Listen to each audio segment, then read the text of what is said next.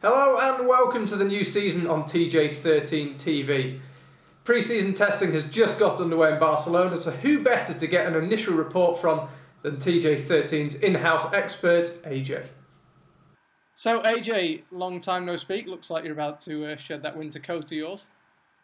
No, Charlie, I'm not. It's bloody cold here and they're spreading salt on the road outside, so I'm still hibernating in my cave for a week or two yet.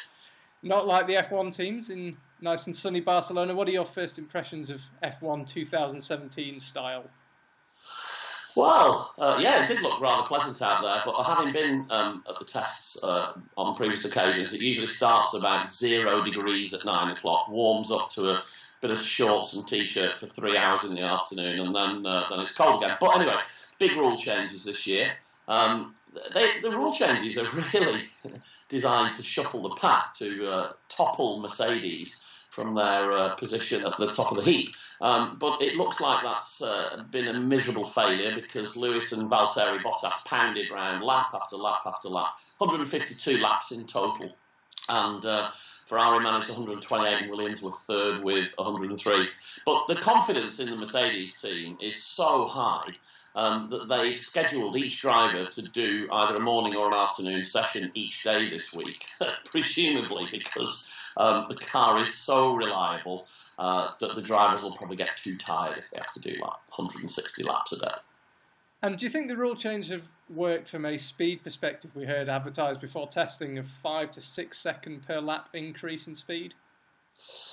Right, well, I crunched a few numbers and I looked at previous years and the improvements on cars. I won't bore you with the exact numbers, but I suspect that the signs from today and Lewis's times compared to last year and the best times last year suggest we might be looking at more like 3 to 4 seconds a lap quicker. It is early.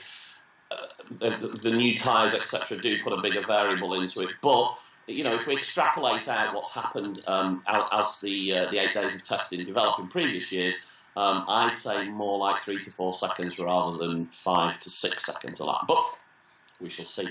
And see Lewis Hamilton, fastest again today, 121.7 something, just outside Kimi's record from 2008. Yeah, another big record will definitely go this week. You'd be surprised if it didn't. Another big change this year, the scrapping of restricted engine development. Honda, we would expect, would be the big beneficiary of that. What's been first impression of them and McLaren? Rubbish.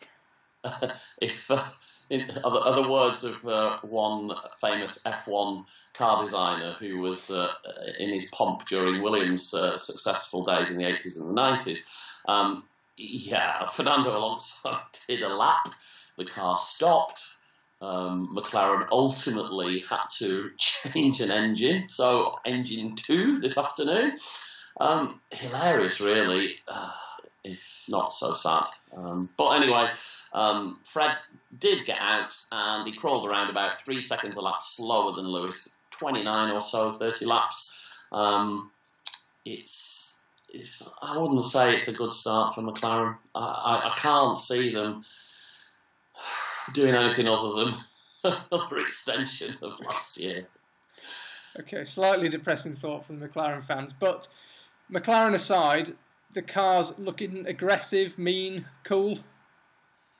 From certain angles they do. And it's interesting, I noticed that the teams seem to have sussed out where the cars look the best. Mercedes put a really good picture out on Twitter.